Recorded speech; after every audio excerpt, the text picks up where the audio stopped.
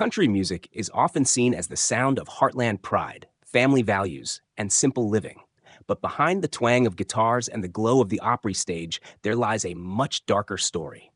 From brutal murders and shocking shootings to drug busts and deadly scandals, Nashville has faced its share of crime. In this video, we uncovered play of the most horrific crimes in country music history, events that shattered innocence and left scars forever. Stringbean Ackerman, the Grand Ole Opry murder.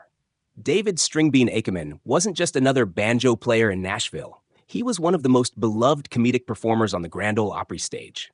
Known for his tall, lanky frame, bib overalls, and quick wit, Stringbean embodied the down-home humor and warmth that made country music a family tradition in the 1950s and 60s.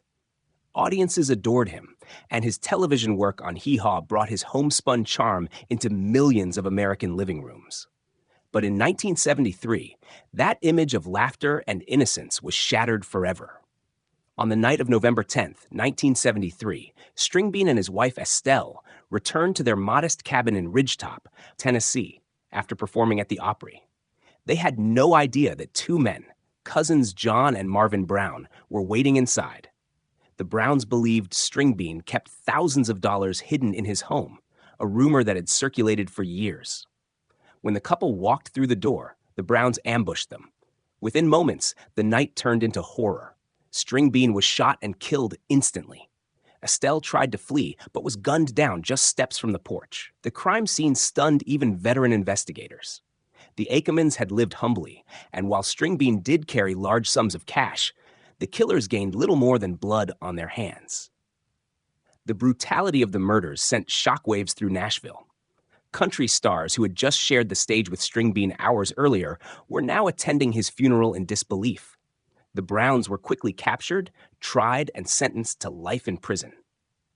For decades, the case haunted the Opry family.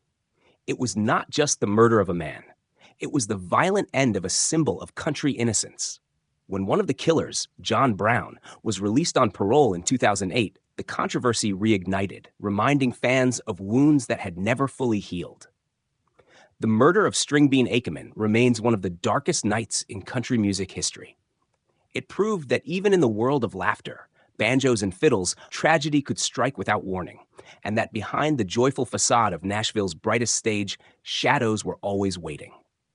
Spade Cooley, the king of Western swing, who turned killer in the 1940s, Spade Cooley was a towering figure in country and Western swing music. Dubbed the king of Western swing, he sold out concert halls, led one of the most popular dance bands of the era, and even appeared in Hollywood films. His charisma and musical talent made him a star, but beneath the polished image, Cooley hid a violent temper and a deeply troubled private life. What unfolded behind closed doors would end in one of the most horrific crimes ever linked to country music. By the mid-1950s, Cooley's career had begun to decline. Television appearances faded, and personal demons consumed him. Alcohol, jealousy, and paranoia poisoned his marriage to Ella Mae Evans. Friends noticed bruises on her, whispered of fights, but no one could have predicted the savage violence that would come. In April 1961, in front of their teenage daughter, Cooley brutally beat and murdered his wife. The details shocked even hardened police officers. Ella Mae's body bore the marks of sustained abuse, and the crime exposed years of hidden domestic violence. The trial that followed was a media spectacle. The once glamorous bandleader sat in court accused of unspeakable cruelty. Witness testimony painted a chilling portrait of a man who believed his fame placed him above consequences. The jury was unconvinced by any pleas for leniency.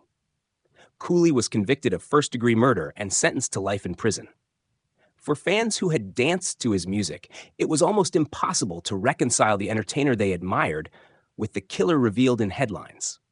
Ironically, in 1969, Cooley was granted a temporary furlough to perform at a benefit concert for law enforcement officers.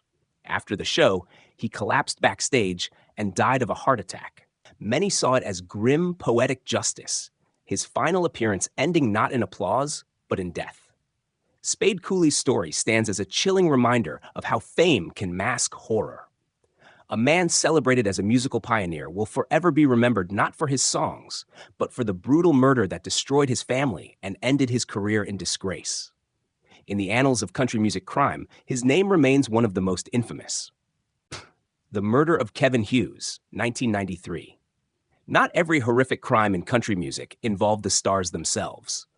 Sometimes those who worked quietly behind the scenes paid the ultimate price. One of the most shocking examples came on March 9, 1993, when 23-year-old Kevin Hughes, a promising music chart director in Nashville, was brutally murdered.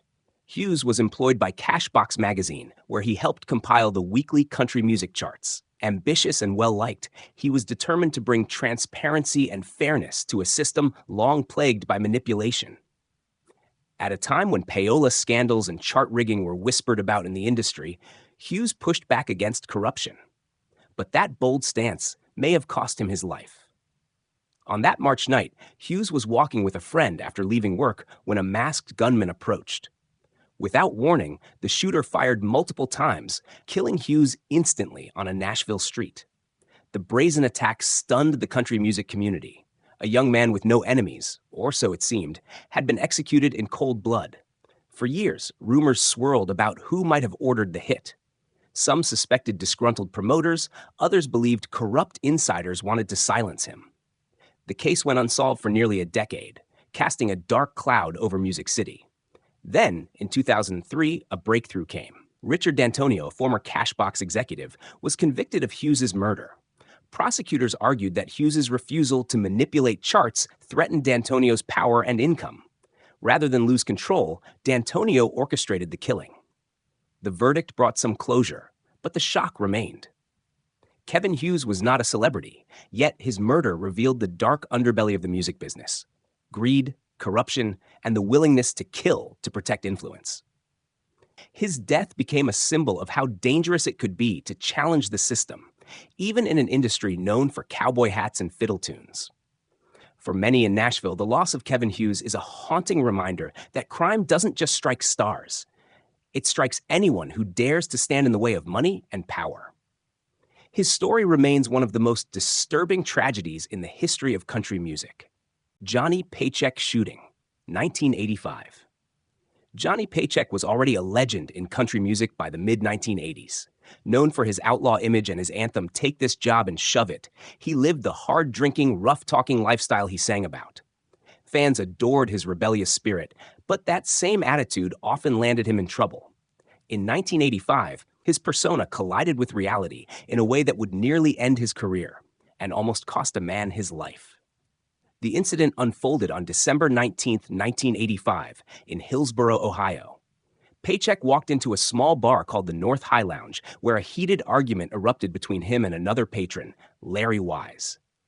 Accounts vary on what sparked the fight. Some say it was an insult. Others suggest it was Paycheck's growing paranoia fueled by alcohol. But one thing was certain: the tension escalated quickly. In a moment of rage, Paycheck pulled out a .22 caliber pistol and shot Wise in the head. Miraculously, Wise survived, though the wound left lasting damage. The case shocked Nashville and outraged many fans.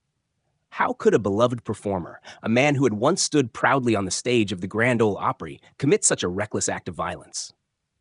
In 1987, Paycheck was convicted of aggravated assault and sentenced to 9 years in prison. The ruling sent a chilling message. Outlaw image or not, country stars were not above the law. Behind bars, Paycheck's career all but collapsed. He continued to write music, but the glamour of his earlier years was gone. After serving nearly 2 years, he was granted parole in 1991 and attempted a comeback. Yet the shadow of the shooting followed him for the rest of his life. To many, he was no longer the voice of the working man. He was the singer who had nearly killed someone over a baroom argument. Paycheck's story is often told as a cautionary tale. The outlaw persona that once fueled his fame became his downfall, blurring the line between performance and reality. In the end, his music endures, but the shooting of Larry Wise remains a dark stain on his legacy, a reminder that behind the bravado, real lives can be destroyed in an instant. Faron Young, Domestic Violence and Criminal Issues. Faron Young, often called the hillbilly heartthrob, was one of Nashville's brightest stars in the 1950s and 60s. With hits like Hello Walls and Live Fast, Love Hard, Die Young, he embodied the honky-tonk spirit and became a beloved figure in country music. Behind the spotlight, though, Young lived a life riddled with anger, alcohol, and violence. What fans saw as charm and wit on stage often turned into cruelty and rage once the curtain fell. Throughout his career, Young was plagued by accusations of domestic abuse and violent outbursts. Friends and colleagues recalled his temper, especially when drinking. His marriage to Hilda Mekon was turbulent, with allegations of physical abuse casting a shadow over his home life. There were also reports of violent altercations outside his marriage, incidents in which Young's fists and sometimes weapons came into play. These were not isolated outbursts, but a pattern of behavior that dogged him for decades. One of the most notorious episodes occurred in 1979, when Young was arrested for assaulting a woman at his Nashville home. He reportedly threatened her with a firearm during the altercation. Though he avoided long-term jail time, the arrest tarnished his reputation and fueled growing whispers about his darker side. It became clear that his outlaw bravado wasn't just a stage act, it was spilling dangerously into real life. As the years went by, Young's career declined. Struggling with alcohol abuse and depression, he lashed out more frequently. His violent past became part of his public image, overshadowing the once glorious music that had made him famous. By the 1990s, his star had faded, and he was remembered as much for scandal as for song. Tragically, in December 1996, Faron Young shot himself in the head after years of declining health and emotional turmoil. He died the next day, leaving behind a legacy that was both celebrated and haunted. While his songs remain classics, the stories of domestic violence, abuse, and criminal incidents ensure that his name also carries a heavy shadow. Faron Young's story illustrates the destructive path of fame mixed with anger and addiction. Instead of being remembered solely as a country music pioneer, he is also remembered as a man whose violent actions left scars on those closest to him, and whose final act was as tragic as the crimes that marred his life. Waylon Jennings, the 1977 drug bust. By the mid-1970s, Waylon Jennings had become the face of the outlaw country movement. Alongside Willie Nelson, he gave Nashville a rougher, grittier sound that rejected the polished mainstream. Fans loved his rebellious image, but in August 1977, Jennings discovered just how far that outlaw persona could push him, straight into the crosshairs of federal agents. On the night of August 23rd, 1977, the DEA intercepted a package in New York addressed to a Nashville recording studio. Inside was a shipment of cocaine reportedly worth tens of thousands of dollars. Agents tracked the package to Tompo Glazer's studio, where Jennings was recording. As the drugs arrived, DEA officers stormed in, catching Jennings and his crew in the middle of a session. What followed was pure chaos. Jennings was allegedly holding the package when the agents burst through the door. According to reports, he bolted into the control room, flushed cocaine down the toilet, and frantically hid evidence while recording engineer Richie Albright kept the DEA distracted. The scene was like something out of a movie. Phones ringing, tapes rolling, agents shouting, and Jennings scrambling to cover his tracks. Though the DEA seized evidence and Jennings was briefly arrested, the case ultimately collapsed due to technical errors, including an invalid search warrant. Still, the bust made national headlines. For many fans, the incident blurred the line between Waylon's outlaw image and his real-life entanglement with crime. The idea that one of country's biggest stars could have been caught trafficking cocaine was both shocking and strangely fitting for the man who sang about living life on the edge. The scandal left a permanent mark on Jennings' career. Though he managed to avoid prison, his drug problems continued for years, costing him financially and personally. In later interviews, Jennings admitted that cocaine nearly destroyed him.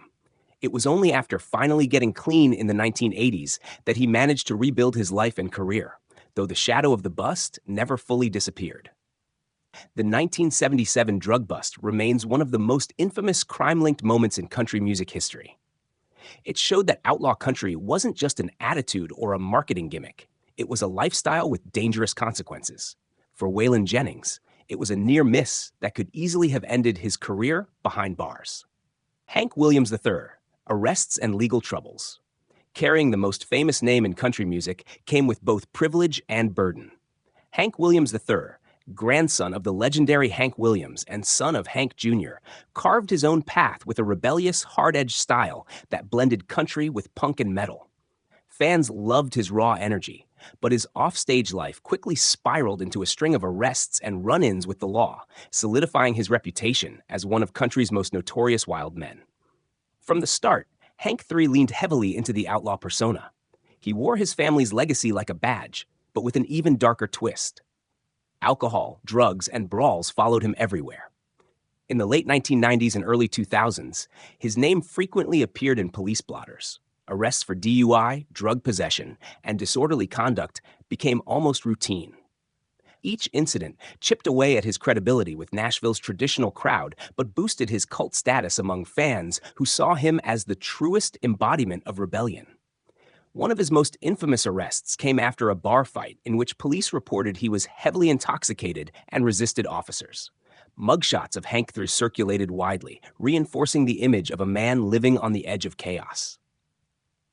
Beyond alcohol-fueled clashes, he also faced charges tied to marijuana possession and reckless behavior. Unlike his grandfather, whose demons destroyed him at 29, Hank III seemed determined to live dangerously but survive it all. His legal troubles also intersected with financial strain. Court battles over child support payments led to him being threatened with jail time.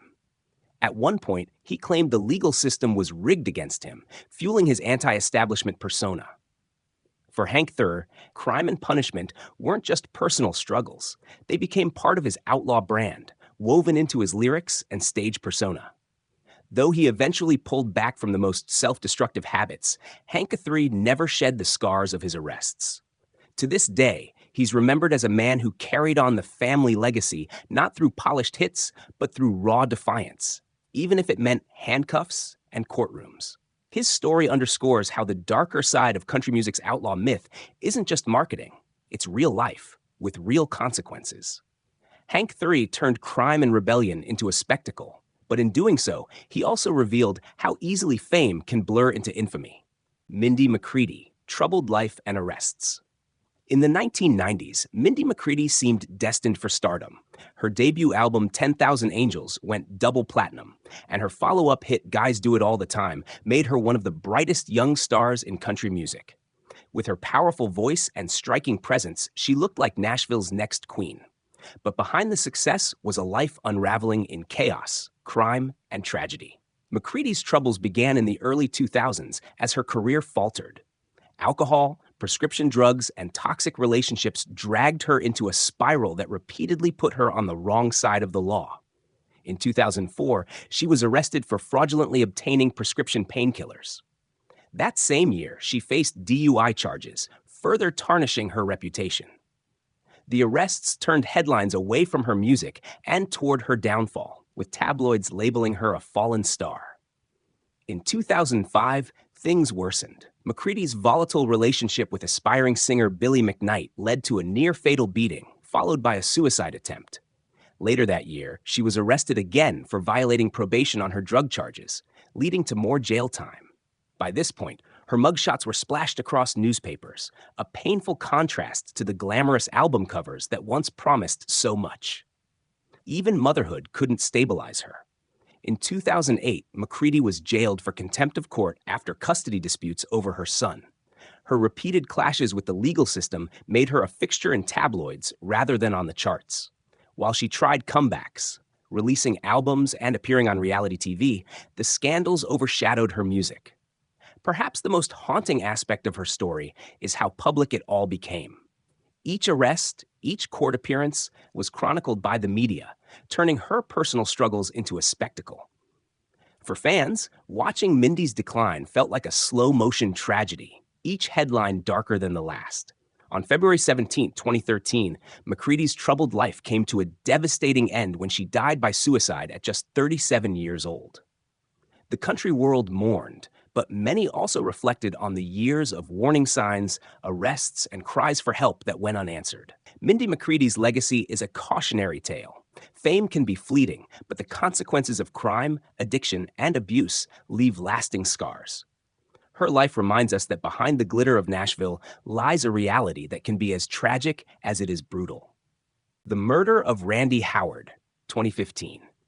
Randy Howard was a country traditionalist, a member of the outlaw country movement who shared stages with legends like Willie Nelson, Waylon Jennings, and Hank Williams Jr. Known for his rugged voice and uncompromising style, Howard built a loyal following among fans who loved old-school country grit. But in June 2015, his name would appear in headlines for a reason far darker than music: his violent death in a shootout at his own home. On the night of June 9, 2015, a bounty hunter arrived at Howard's residence in Lynchburg, Tennessee. The singer had recently been charged with DUI, driving without a license, possession of drug paraphernalia, and firearms violations. When Howard failed to appear in court, a bounty hunter came to take him into custody. What should have been a routine arrest spiraled into chaos and bloodshed. According to reports, Howard refused to surrender. Words were exchanged, tempers flared, and within moments, the confrontation turned violent. Shots were fired inside the house, leaving Howard fatally wounded. He was 65 years old. The bounty hunter also sustained injuries but survived. Investigators later stated that Howard had fired first, but the exact details remain clouded in controversy, sparking debates over whether the incident was handled lawfully or recklessly. News of his death rocked the country community. Fans mourned not just the loss of a singer, but the way his life ended, alone, cornered, and in a hail of bullets. For many, the tragedy highlighted the darker realities of addiction, legal troubles, and the unforgiving pressures of the outlaw lifestyle. Howard had lived by his own rules, and in the end, those same choices placed him in a deadly standoff. The murder of Randy Howard is remembered as one of the most shocking modern crimes tied to country music. It was a grim reminder that the outlaw image, once a romanticized badge of honor, could carry consequences far beyond songs and slogans. His story stands as both a cautionary tale and a heartbreaking finale to a career that could have been remembered solely for its music. The Graham Parsons Stolen Body Case, 1973. Though he was more closely tied to country rock than to traditional Nashville, Graham Parsons left an indelible mark on country music. A former member of the Byrds and the Flying Burrito Brothers, he blended rock and country into a genre-bending sound that influenced generations.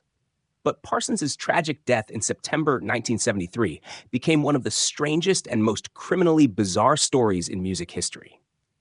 At just 26 years old, Parsons was vacationing at the Joshua Tree Inn in California when a lethal mix of morphine and alcohol ended his life. His sudden death shocked friends and fans, but the real scandal came afterward. Parsons had once confided to friends that he didn't want the traditional burial his family might arrange. Instead, he wanted to be cremated in the desert he loved. Two of his close companions, Phil Kaufman, his road manager, and Michael Martin, took this wish to heart in the most unlawful way possible. Shortly after Parsons' death, Kaufman and Martin stole his body from Los Angeles International Airport, where it was being prepared for transport to Louisiana for a family funeral. They loaded the coffin into a borrowed hearse, drove it deep into Joshua Tree National Park, and doused it with gasoline in a crude attempt at cremation. The bizarre act left behind a partially burned body, a stunned police force, and headlines that sounded more like a dark comedy than a real crime. Authorities eventually caught Kaufman and Martin. While they weren't charged with theft of a body, a crime not clearly defined at the time, they were convicted of stealing the coffin and fined $750 each. Parsons' family, outraged, reclaimed his remains and buried him in Louisiana. But the strange incident became legendary, adding to Parsons' myth and forever linking his legacy to one of the most unusual crimes in country music history. For fans, the theft and desert cremation attempt symbolized the chaos of Parsons' short, brilliant life. It was a story of friendship, rebellion, and crime all tangled together. A bizarre finale for a man who had always lived outside the rules. Today, the Graham Parsons Stolen Body Case remains one of the most infamous and macabre tales in the history of country music.